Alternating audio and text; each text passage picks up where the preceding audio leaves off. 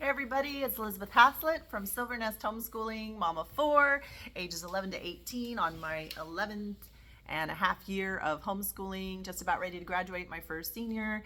And I just finished a video posted about seed thoughts for choosing and picking curriculum. And I realized as I finished it, there's a million videos out there on suggestions and tips and hints for how to pick curriculum, how to make it easier, how to solve the world's problems. Mine are just how to think through some things before you start to go and look for your curriculum. But I forgot a few things that I really wanted to include in that video. And so here I am with the second part 2 of seed thoughts for choosing your curriculum. And the number one that I want to bring to your attention is for those of us with a faith community and a belief in Jesus Christ, that there is a leader of your homeschool and it isn't you, and the stress and the pressure of trying to make those choices does not weigh just upon your shoulders. The Lord himself was the one that wanted our family to homeschool. I am a reluctant homeschooler. I'm very honest and upfront about that. This was not my plan.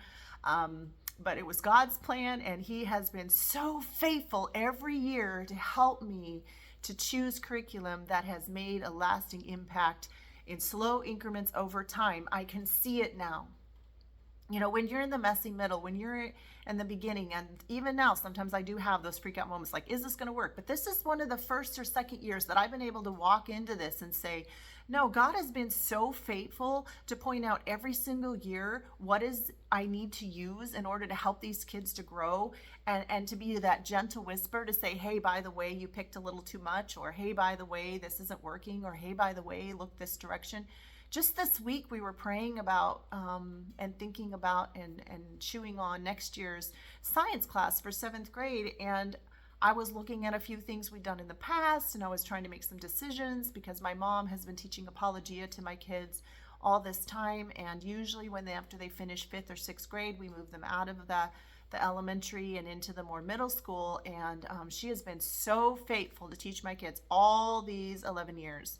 And I am so grateful for that, because I am not science. Again, I'm a facilitator. I'm not as gifted as a teacher, but she actually went to get her teaching degree. And so she's really loves it, really good at it.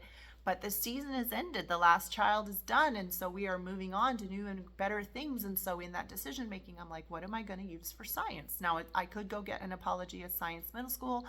I could put her in the classes in our local community here. But the other third child, we actually pulled her home and did board games with her along with some unit studies, and had some very clear goals of what we wanted her to be able to accomplish, because there's a great 8th grade class at the core that I really want her to take. And she came in there and actually got glowing reviews, got letters from the teacher telling me what a great job we had done to prepare her. And I'm going to put all that honor squarely back on my mom because she really taught these kids phenomenally. So but as we're talking about it with my child, she doesn't really want to do the core for 7th grade. And so we were discussing and praying, and I go to the school that we have, and there's a lot of space where people just drop off curriculum they don't want. And I was bringing back some things that I had tried to use that didn't work well for me. And in faith, right? Because sometimes you try to sell stuff, and sometimes you just feel like, nope, you just need to give it away. And so I was feeling guilty about it, how expensive some of this stuff was. And I was donating. Well, I looked down, and there's a huge trash bag. I mean, big plastic trash bag full of unopened boxes. And somebody goes, oh, are those the kits? And she was looking as well. And I was like, the kits? And she pushes it towards me. She doesn't even want it. And I look inside, and it's all these brand new chemistry experiments, including the base, like with the beakers and everything else. And they're just beautiful and amazing. And they're exactly what we didn't even know we needed. There are 15 experiments. None of the boxes are open. All of the lessons are on an app, and we're combining that with the board games that we already have, and this one section where we're going to write in the journal. Of course, I'll explain to you later. Anyway, I've got it all clear in my head, but I came home and I just thought, I looked up the money, and it was more expensive than the stuff I had dropped off. It was exactly what we're looking for. But not just that, we actually have a friend that we like to co-op some of those kinds of things with, and she's super excited. So both of our families are going to get together to do these experiments and hold each other accountable to get them done. So that was a huge win. And I'm going to say, only the Lord Only the Lord could have put it on someone else's heart to drop that off and say, here, this is going to work for my daughter. I'm going to save this for her. And I can't tell you how many times God has done that for me, that he has just led me specifically to the things that we needed. There are other times where I've chosen something on purpose that hasn't really worked out as well. And that leads me to the main point, which is, are you praying and asking the Lord, what is it you want to do with my kids this year? What is it that you want to do in me this year? What character development do we need? What encouraging thing do we need to be a part of? What was really life-giving in the past? Apologia was amazing, but it's time to let go for this new season. You can't hold on to one thing and reach out and grab for something else. It's got to be a let go and an exchange. And so celebrate the wins from before, but be open to the Lord moving you around. I remember every single year trying to have such an open hand about if the Lord even wanted us to keep homeschooling. And every summer I would just sit there and go, Lord. And finally, I think like 4 years ago, he goes, just stop asking. You're going to homeschool. I'm like, okay, that's fine. And, I just know he's faithful. I just know he's faithful. And I've seen it over and over again. I've seen him bring people in our lives that we've needed, seen him bring situations in our life. I didn't know my mom was going to, when she started, we were going to do this apologia thing for 1 year. We didn't have a clue that she was going to keep walking this out. And so trust in the Lord with all your heart. Lean not on your own understanding. In all your ways acknowledge him, and he will direct your path. He will make your path straight. And there's this peace and this confidence, this holy confidence that says, if I am obeying the Lord and doing this brave thing, then not only is he going to provide for me and provide for my kids and provide for our family, but he's also going to lead us and guide us to the right curriculum that will help us to train up these arrows that are going to go forth to do what he's called them to do. He knows their personalities better than we do. He knows what he wants to do in their lives. He knows what he's accomplishing in their lives. I've got kids that have very wide variety of gift mixes and could go in a variety of places with their skills, but the Lord knows exactly where he wants them to go. And my job is to pray, it's to listen, it's to walk it out with them, it's to stand by them and encourage them and lead by example of also being brave. So that is the most important thing. Please invite the Lord into your process of choosing your curriculum. Please know that he wants your kids to succeed more than you want your kids to succeed. Please know that he loves them more than you love them. Please know that the mistakes that you've made, he's bigger than that. He can meet those empty gaps and those areas that you feel like, man, I have just blown it. Because mamas, I have blown it. I am not sitting here going, wow, we did everything right. In fact, this channel is mostly about, wow, we did this wrong. So please hear me when I say the Lord is bigger than your mistakes. He's bigger than your failures. He's bigger than their failures. And one of the things that we do is we provide a safe place for them to land, to learn how to fail it forward, right? So please invite him into your conversation as you're picking your curriculum this year.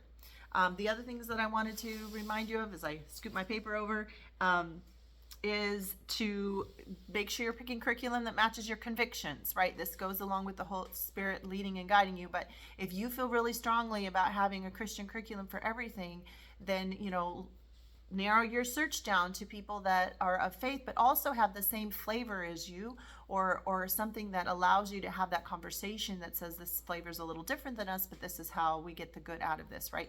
Out of the heart, the mouth speaks. So I'm a firm believer that if someone is creating a curriculum and whatever is in them is going to come out in the curriculum. And so for me, I would prefer a completely my favorite is a Christian who makes a quality curriculum, but doesn't necessarily put the word and the Lord in every single part of it. And I'll explain why. Because out of their heart is something that is being birthed with, they have the same morals that I have probably, and the same bent that I have probably, but my kids aren't getting a religion in the sense of like, facts and religion and the right way to do things versus relationship, right? I want my kids to have relationship with God. And so for me, if something is too overbearingly Christian, sometimes the kids feel beat on the head with that. Not yours, mine. Okay, this is my experience for me and for my kids.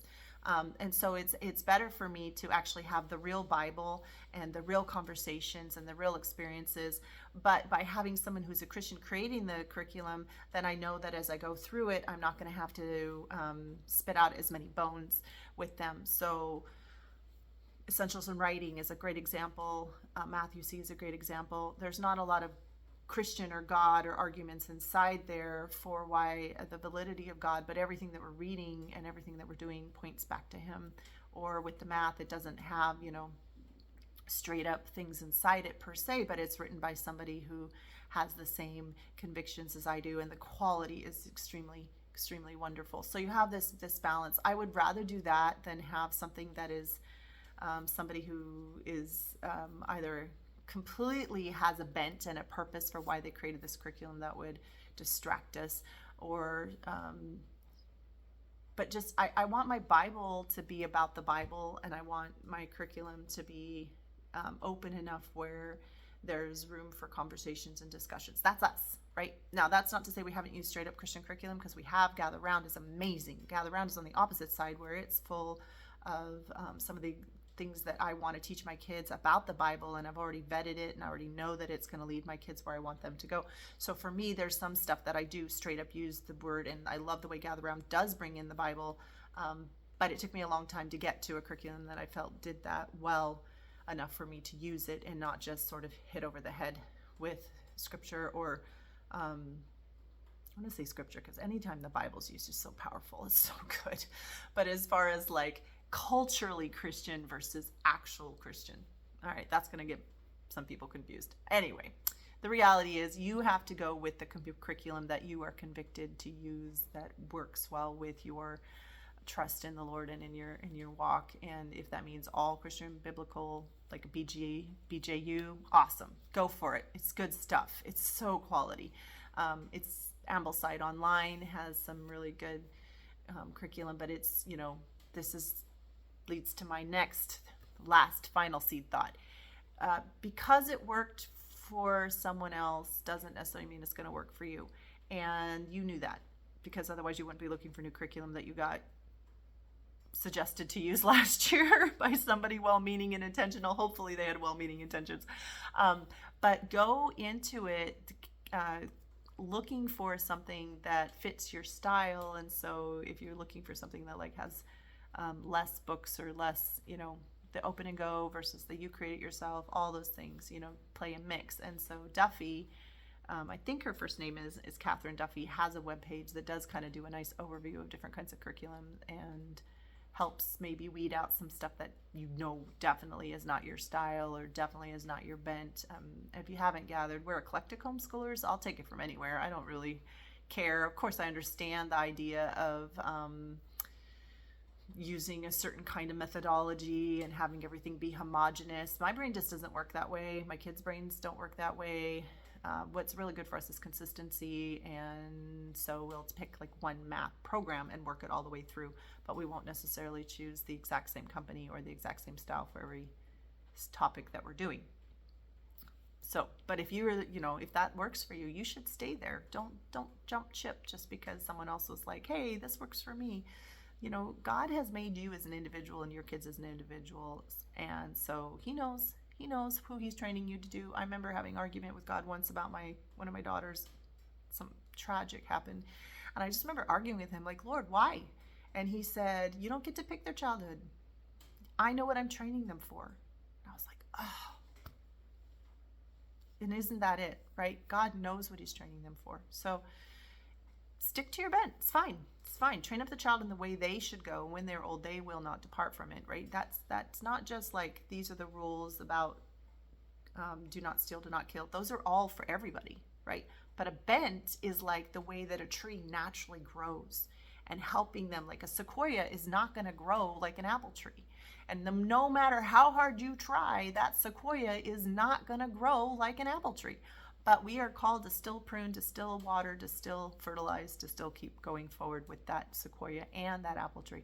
So I hope that analogy makes any sense. And finally, oh yeah, there's a balance. Don't quit too early. Please don't quit too early. Just because something feels hard. And I made a whole video about that, like why hard is not bad. And yes, we want fun, but maybe that curriculum that you were thinking of changing isn't as bad as you thought, and maybe the switch isn't worth throwing the kids into a whole new system and a whole new thought process. Specifically, I'm looking at math. Specifically, I'm looking at English. Not to be afraid of like gaps. That is naturally, I mean, even public school that happens.